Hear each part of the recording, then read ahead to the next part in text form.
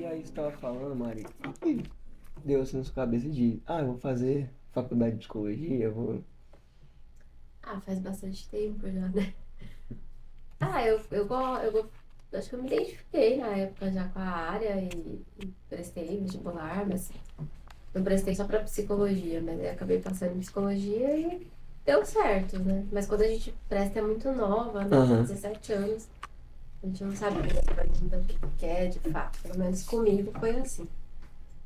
Mas deu certo, eu gostei da área da saúde. E sempre, durante a psicologia, eu já fui indo mais para a área da saúde, porque também Aham. é bem amplo, né? A psicologia, tem muitas áreas. E aí fui indo. Por isso que faz 13 anos já que eu tô aqui, né? Porque bem voltado para a área da saúde mesmo. A gente fica meio assim, olha psicologia e não consegue ter esse entendimento que tem um leque de possibilidades, né? É, Fica tem meio... psicólogo escolar, psicólogo que trabalha na assistência social, psicólogo que trabalha em empresa, ixi, esporte, né? Então hoje em dia tem clínica, que é o ainda mais conhecido, né? Mas a área da saúde é mais recente, digamos assim. A psicologia esportiva tem crescido bastante, que é uma área que eu Aham, acompanho assim um pouco. sim, sim. Então, os clubes antes não tinham essa visão, Uhum, não ligavam muito, hoje em dia uhum, tá bem disseminado. sim, sim, Tinha até assim. um certo preconceito, né? Talvez É, em trazer um psicólogo para atuar com os atletas, por exemplo, algo nesse Sim. sentido. É, mas principalmente a seleção de ginástica, né? Enfim, hoje tem bastante voltado para essa questão da psicologia do esporte. e precisa, né? É, Precisa um, é uma bastante. profissão também bem desgastante mentalmente Uhum. E que um erro já e afeta muito o desempenho do muito. atleta, né? Então, às Uhum. vezes, você percebe que o problema às vezes é mental. Sim, exatamente. Que ele tá passando por uma dificuldade assim, e até por acompanhar futebol a gente vê bastante, assim, um atleta que tava vindo bem, sempre teve um destaque e do nada ele tem uma queda Uhum. e não tem explicação aquilo. Sim, é, o emocional acho que conta bastante, né? Uhum.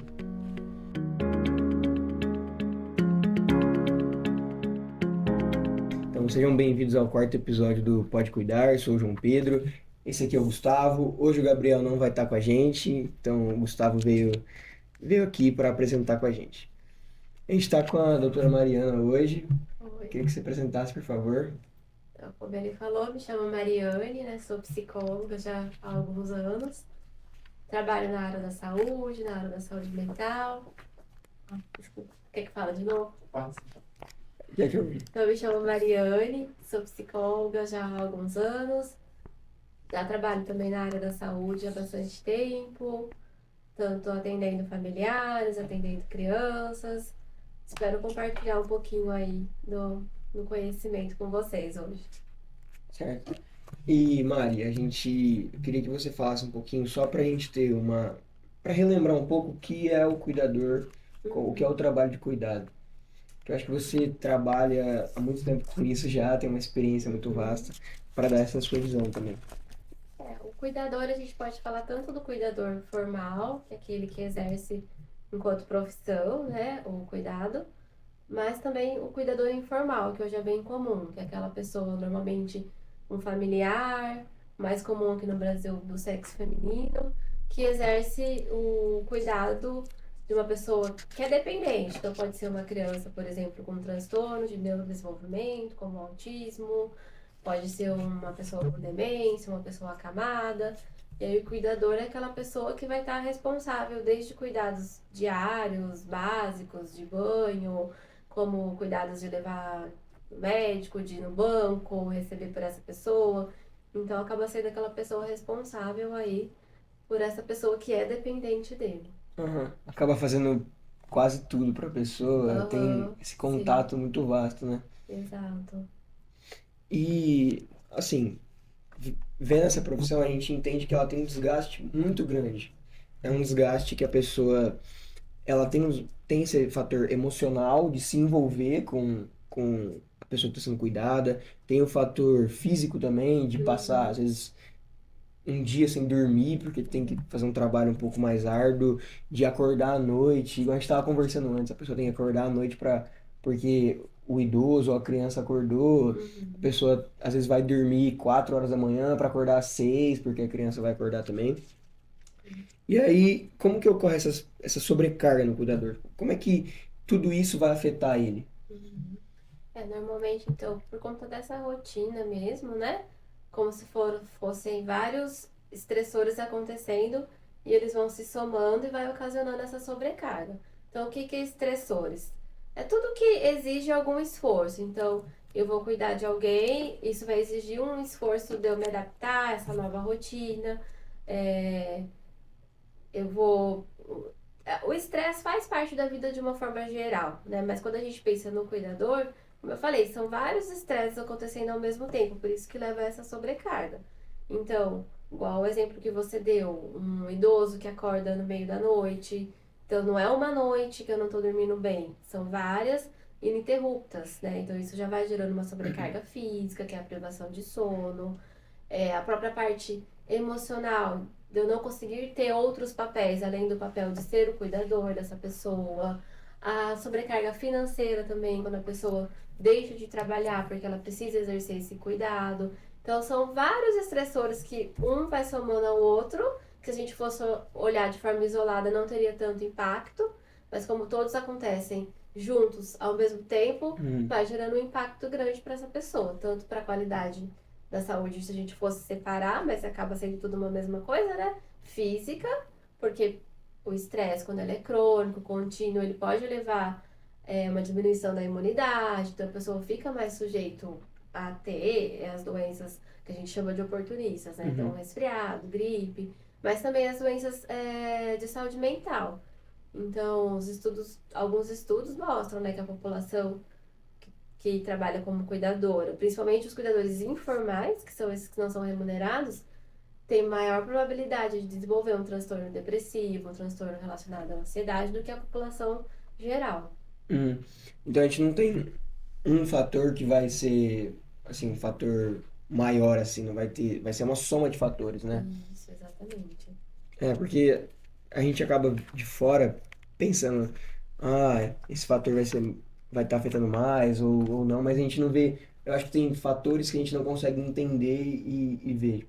Você falou do fator financeiro, eu acho que é algo que não é muito mensurável para as pessoas que estão vendo de fora. As pessoas acabam diminuindo um pouco esse fator, que é muito importante, porque senão o cuidador Sim, fica à deriva, né? E até a gente sabe, a gente, aqui fazendo curso de medicina, algumas doenças têm sinais de alerta, que a gente tem que se preocupar. E nessa sobrecarga, a gente vai ter sinais de alerta também, a gente tem algo que a gente olha para o cuidador e fala, ó, tem que tomar um cuidado um pouco maior, a gente vai ter que dar uma atenção maior aqui. um humor mais irritado, né?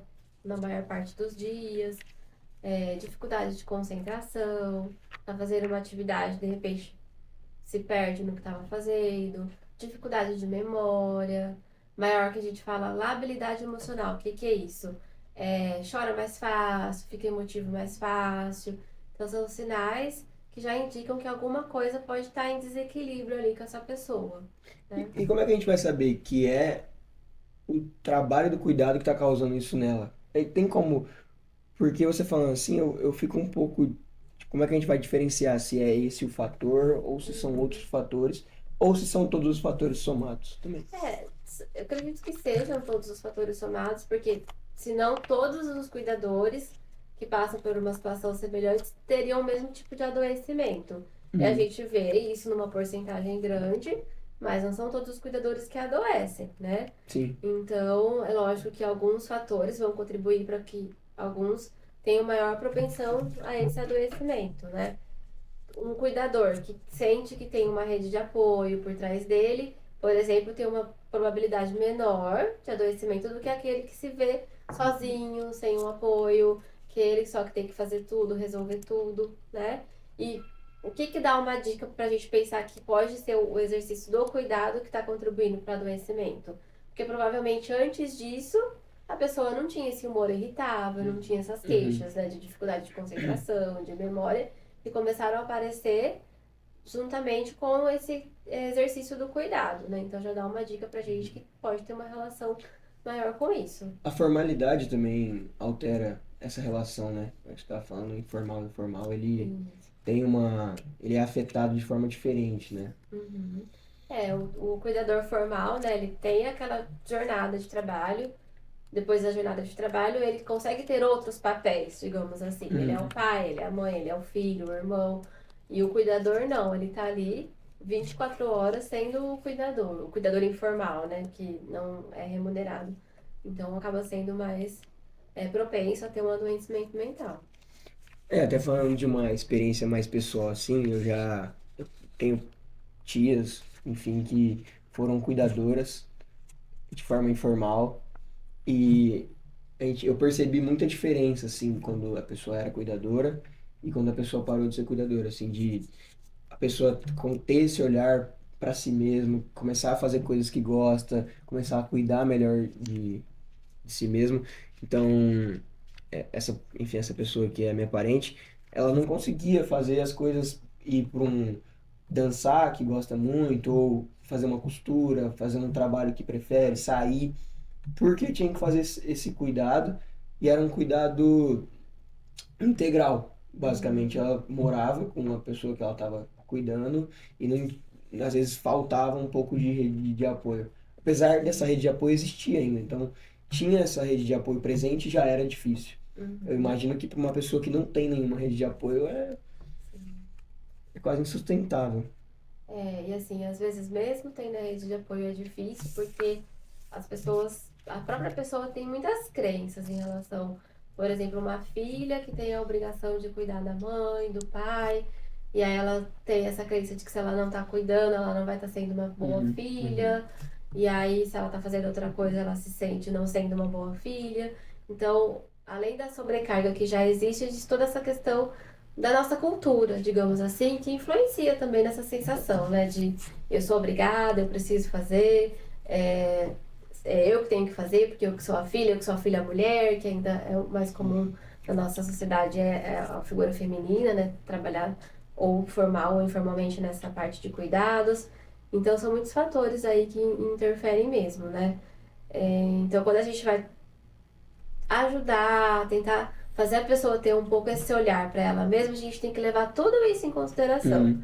Não é só passar uma receitinha de bolo, né? Falar, ó, Sim. você precisa fazer atividade física, precisa dormir melhor, precisa fazer alguma coisa que você gosta, igual no caso da sua tia, que gosta de dançar, de costurar. A pessoa sabe disso, só que ela não consegue, tanto pelas coisas que ela acredita, como se ela tivesse se sentindo culpada se ela fizesse alguma dessas coisas, e também pela própria rotina, né? Às vezes ela, para ela conseguir fazer alguma coisa, ela tem que ter toda uma articulação de que outra pessoa consiga lá ficar com a pessoa que ela cuida, né? Digamos assim. Uhum.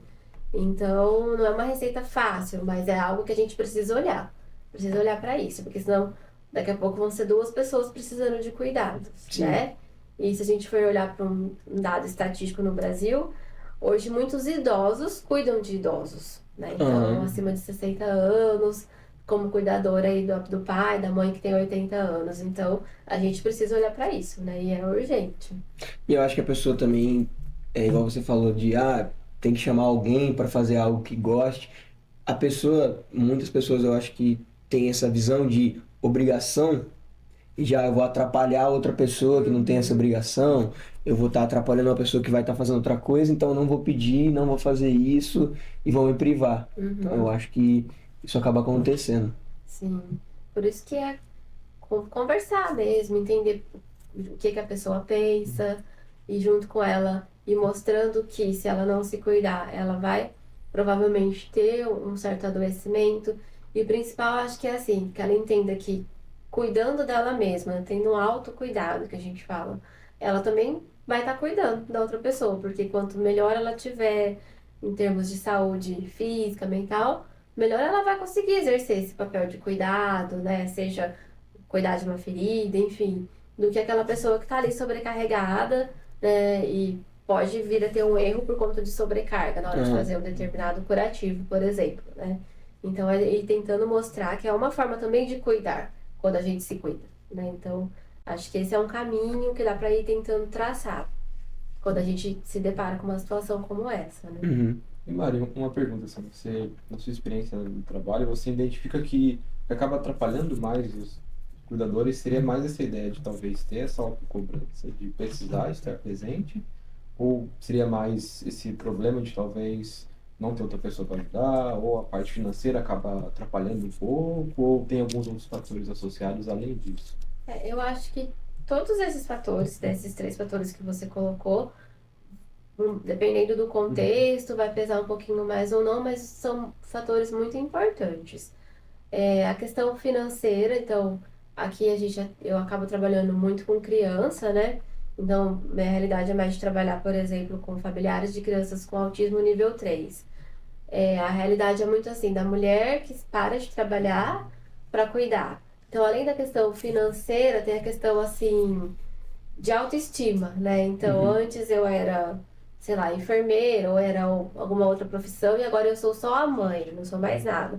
Então, não é só a sobrecarga financeira direta de parar de trabalhar, mas a emocional, a de autoestima, porque eu deixei de exercer coisas que eu gostava de fazer, né? Isso acaba pesando também, né? E aí, fora isso, então eu que sou a mãe, eu que preciso cuidar, só eu que sei cuidar, se eu deixar com outra pessoa, ele vai sofrer, não se sentir também no direito, né, de dividir esses cuidados. Então acaba que eu vejo assim, é lógico que vai depender da realidade de cada um, impactos diferentes. Mas o que a gente sabe? Que em qualquer situação, rede de apoio é muito importante. E rede de apoio para esse cuidador, né? Não só para quem está sendo cuidado. Então, contar com outros familiares, às vezes a gente se você for trabalhar, por exemplo, numa realidade de atenção primária, acionar outros familiares, né, junto com, né, é muito interessante um trabalho de equipe, né, com outros profissionais, onde um vai acionar outros familiares, o psicólogo vai tentando fortalecer e trabalhar com essas crenças que a pessoa tem em relação a isso. Acho que tudo isso vai ajudando a melhorar esse autocuidado, esse olhar que a pessoa precisa ter sobre si mesma. Eu acho que a rede de apoio também vai ser importante para o cuidador entender quando ele precisa procurar ajuda, né? Quando ele vai precisar procurar um profissional. E eu queria que você falasse um pouco sobre, tem essa linha tênue de quando o cuidador fala, ó, eu acho que aqui está extrapolando, eu tenho que procurar ajuda, tenho que mudar algumas coisas, não dá para continuar. Uhum. Algumas vezes, como eu comentei, né, se sentir estressado, uma certa sobrecarga, você consegue lidar ali com aquela situação e tudo bem, ninguém tá 100% bem o tempo todo. Mas existe uma linha onde essa sobrecarga começa a ocasionar adoecimento, né? Então, eu realmente, assim, tô muito irritada, tô sem paciência, tá prejudicando a minha relação com as pessoas ao entorno de mim, não consigo dormir, a insônia tá muito recorrente, tô me sentindo muito ansiosa, isso tá trazendo um certo sofrimento, porque pela ansiedade eu só penso em coisas ruins que vão acontecer, porque a ansiedade leva a isso, né? A gente está sempre tendo pensamentos catastróficos, né? Então, se eu sair do lado dele, ele vai passar mal, aí ele vai acontecer alguma coisa mais grave, então a pessoa nunca desliga. Vai dando algumas dicas de que, ó, então vamos procurar uma ajuda profissional, Uhum. né? Que sozinha, mesmo tendo algumas práticas, por exemplo, de, vamos tentar fazer uma atividade física, alguma coisa, uma dança, uma atividade por você mesmo, mas além disso a pessoa já tá num adoecimento, né? Então Uhum. precisaria de uma ajuda mesmo. Já é algo mais arrastado, né? Mais Não é arrastado, algo... mais crônico, exatamente. Então, esse processo, então, de talvez ter esse cuidado do cuidador, passa por conseguir identificar esses fatores mais, talvez, emocionais, para Uhum. evitar que posteriormente eles possam causar algum impacto maior na saúde física dele mesmo, é Exatamente. isso?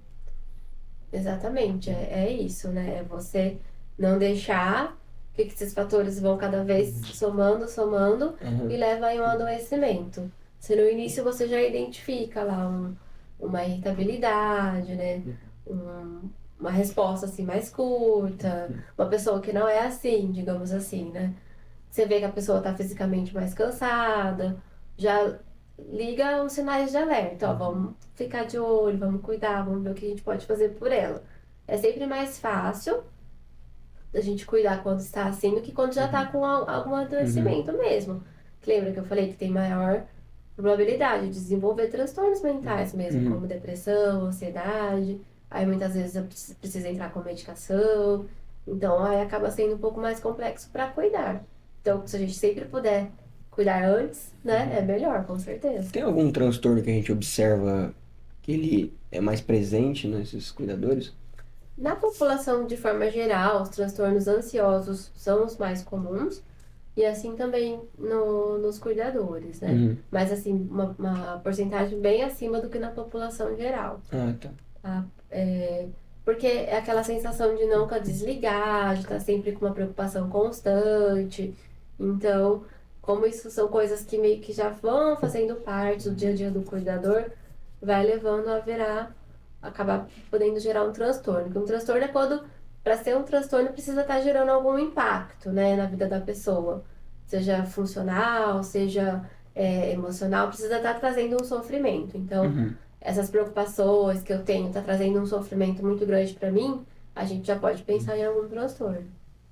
Você conhece algum cuidador assim?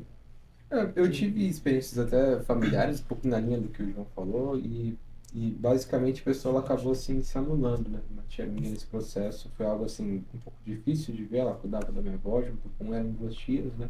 E até depois, eventualmente, minha avó acabou falecendo e posteriormente, passaram alguns anos, minha tia conseguiu voltar a fazer um pouco de costura, por exemplo, conseguiu voltar a retomar um pouco dessa autonomia e de conseguir talvez voltar a ser um pouco o que ela era antes da situação.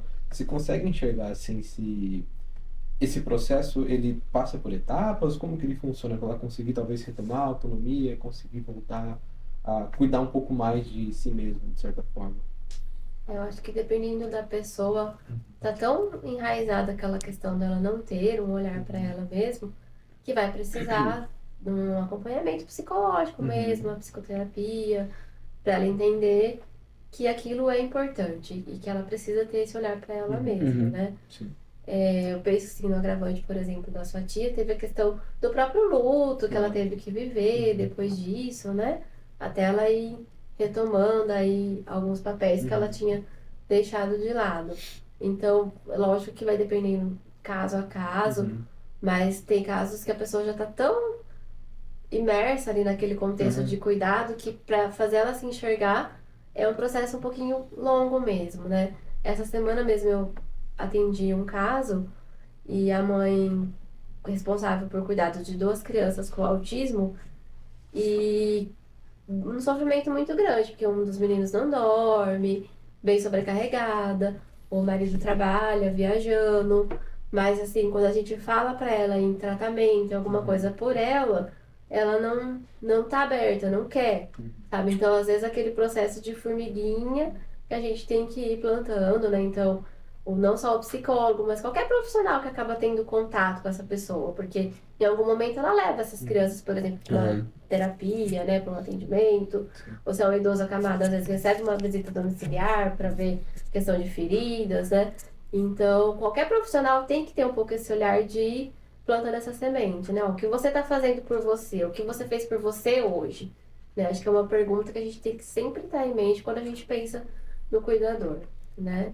E como esse cuidador chega até você?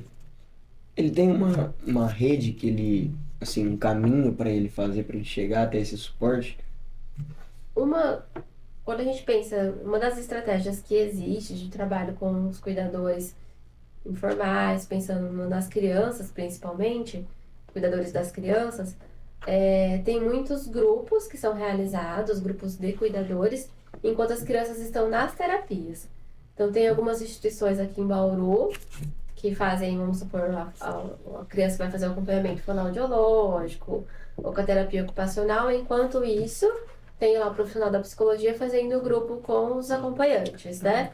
Então, aproveita essa oportunidade, digamos assim, para ter esse olhar, para trocar experiência, para ver uma estratégia. E a troca, assim, de experiência entre familiares é bem interessante, porque você consegue ver uma estratégia que uma outra pessoa utilizou e deu certo naquele caso. Será que se eu fizer comigo vai dar certo também, sabe? Então, o estabelecimento de grupos eu vejo que é uma linha bem legal para tentar trabalhar com cuidadores.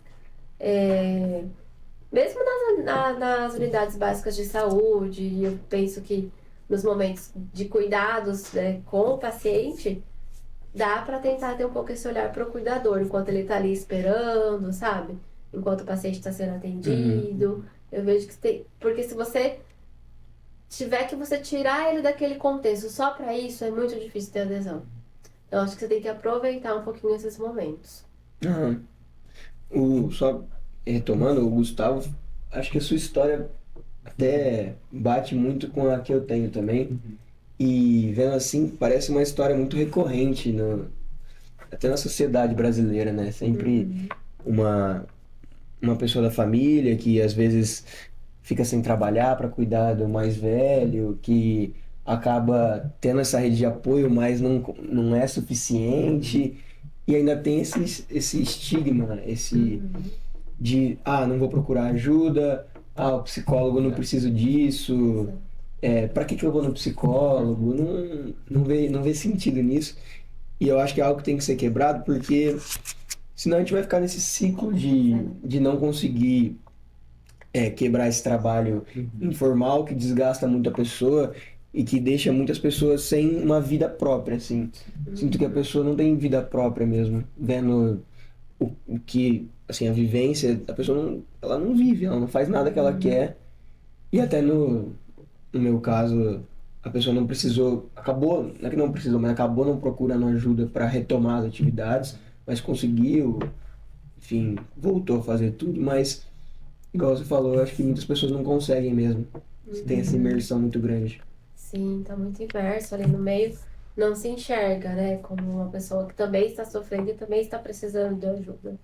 E durante esse trabalho, tem como ela colocar dentro desse período coisas que fazem ela olhar mais para ela? Então, a pessoa, não sei se eu consegui me expressar bem, mas a pessoa colocar nesse cuidado de trabalho, na vida dela, algo que faça bem para ela mesmo, como indivíduo, assim. Fazer as atividades, mas como que a pessoa encaixa isso? Você pode procurar um hobby que seja possível, que a pessoa gosta. Porque quando a gente faz algo que a gente gosta de fazer, isso causa bem-estar, né? Então, a costura própria que você falou, um crochê, alguma coisa que ela gosta de fazer, que dê para fazer mesmo que seja durante lá o processo de cuidado, né? Ou às vezes o autocuidado, quando a gente pensa na parte mais de cuidados de autoimagem, né? Então, um momento que você consegue parar para ir fazer uma unha, fazer um cabelo, são pequenas coisas que às vezes pode estar contribuindo aí com esse bem-estar. Mas a questão do hobby ajuda bastante. É bem importante porque é algo que você faz, que você gosta, que você vai estar se sentindo útil de alguma forma, né? Mas é também aquele hobby que você consegue encaixar ali dentro da rotina, né?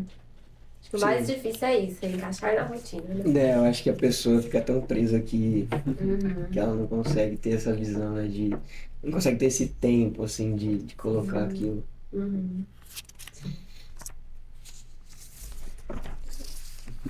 E aí, você consegue talvez dar algum tipo de estratégia para conseguir facilitar esse processo de inserção dessas atividades na rotina da pessoa mesmo?